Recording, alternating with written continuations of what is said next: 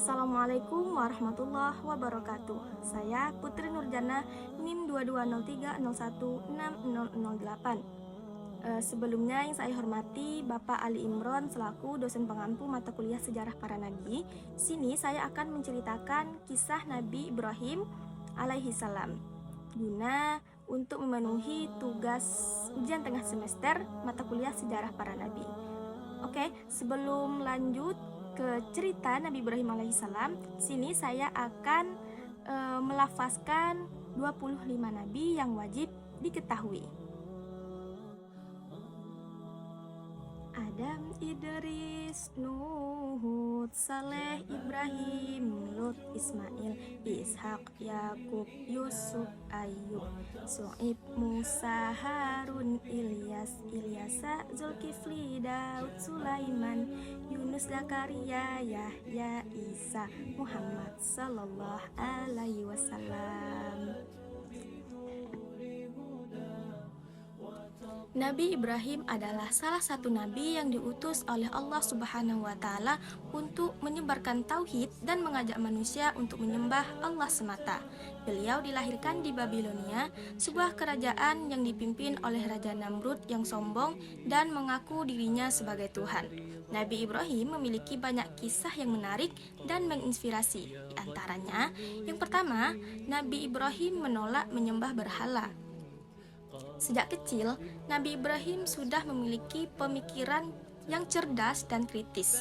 Beliau tidak percaya berhala-berhala yang disembah oleh kaumnya, termasuk ayahnya sendiri yang merupakan pembuat patung berhala. Beliau merasa berhala-berhala itu tidak memiliki kekuatan dan tidak layak disembah. Suatu hari, ketika kaumnya sedang pergi ke pesta, Nabi Ibrahim memanfaatkan kesempatan itu untuk menghancurkan semua berhala yang ada di kuil dengan sebuah kapak. Beliau hanya menyisakan satu berhala yang paling besar saja dan menggantungkan kapak itu di lehernya. Ketika kaumnya kembali dan melihat keadaan kuil, mereka marah dan menuduh Nabi Ibrahim sebagai pelakunya. Mereka pun membawa Nabi Ibrahim ke hadapan Raja Namrud dan menanyakan alasan beliau menghancurkan berhala-berhala mereka. Nabi Ibrahim menjawab dengan bijak bahwa berhala yang besar itulah menghancurkan berhala-berhala lainnya. Dan mereka pun bisa bertanya kepada berhala itu sendiri jika tidak percaya.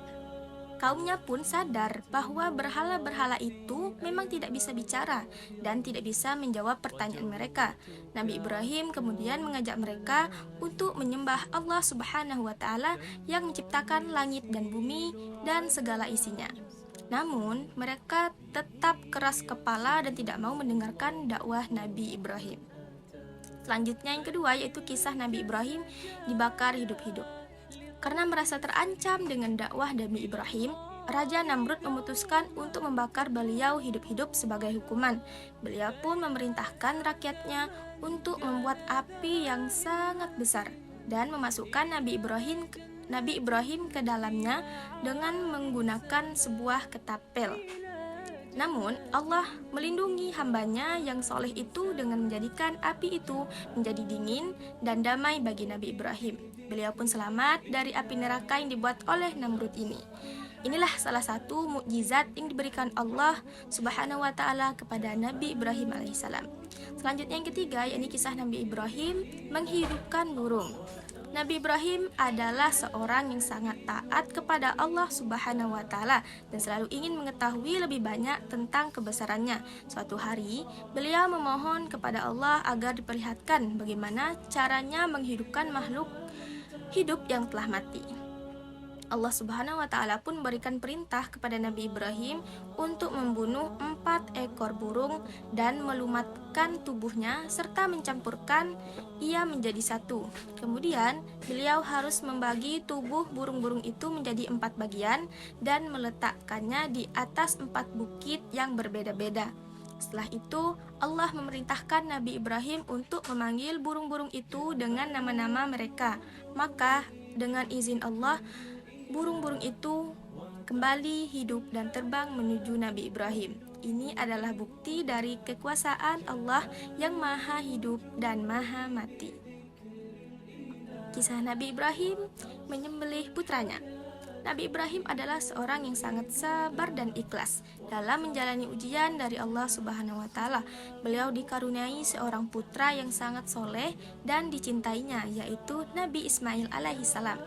Namun, suatu malam beliau bermimpi bahwa Allah memerintahkan ia untuk menyembelih putranya itu sebagai kurban. Nabi Ibrahim pun menuruti perintah Allah dan memberitahu putranya tentang mimpinya itu. Nabi Ismail pun menyetujui keputusan ayahnya dan bersedia untuk dikorbankan demi ridha Allah Subhanahu wa taala. Mereka pun berangkat ke tempat penyembelihan dengan penuh kesabaran dan keteguhan hati. Namun, ketika Nabi Ibrahim hendak menyembelih putranya, Allah menggantikan Nabi Ismail dengan seekor domba yang besar. Ini adalah ujian yang sangat berat bagi Nabi Ibrahim dan putranya, namun mereka berhasil melewatinya dengan baik. Allah Subhanahu wa taala pun memberikan pujian dengan penghargaan kepada mereka berdua atas pengorbanan mereka. Kisah Nabi Ibrahim membangun Ka'bah. Nabi Ibrahim adalah seorang yang sangat taat dan patuh kepada perintah Allah Subhanahu wa taala. Beliau diperintahkan oleh Allah untuk meninggalkan istrinya Siti Hajar dan putranya, namun Ismail di sebuah lembah tandus bernama Mekah. Beliau pun melaksanakan perintah itu dengan penuh kepercayaan kepada Allah Subhanahu wa taala. Di sana Hajar dan Ismail mengalami kesulitan untuk mencari air dan makanan. Namun Allah Subhanahu wa taala memberikan pertolongan kepada mereka dengan mengeluarkan air Zam-Zam dari bawah kaki Nabi Ismail. Dengan adanya air Zam-Zam itu, Siti Hajar dan Nabi Ismail bisa bertahan hidup di lembah Mekah. Selain itu, air Zam-Zam itu juga menarik perhatian banyak orang yang lewat di sana. Mereka pun berdatangan dan menetap di sekitar air Zam-Zam itu. Dengan demikian, Mekah menjadi ramai dan berkembang menjadi kota yang besar. Suatu hari Nabi Ibrahim kembali ke Mekah untuk menjenguk istrinya dan putranya. Beliau pun mendapatkan perintah dari Allah untuk bersama-sama dengan Nabi Ismail membangun sebuah rumah ibadah yang bernama Ka'bah. Ka'bah adalah rumah pertama yang dibangun untuk menyembah Allah Subhanahu wa taala di muka bumi ini. Nabi Ibrahim dan Ismail pun membangun Ka'bah dengan menggunakan batu-batu yang dipilih oleh malaikat Jibril. Mereka pun berdoa kepada Allah agar menerima amal mereka dan menjadikan mereka orang-orang yang tunduk kepadanya. Demikianlah yang dapat saya sampaikan. Semoga kisah Nabi Ibrahim tadi dapat bermanfaat dan menginspirasi kita semua. Unzur maqala wala tanzur maqala. Lihatlah apa yang disampaikan, jangan lihat siapa yang menyampaikan. Wassalamualaikum warahmatullahi wabarakatuh.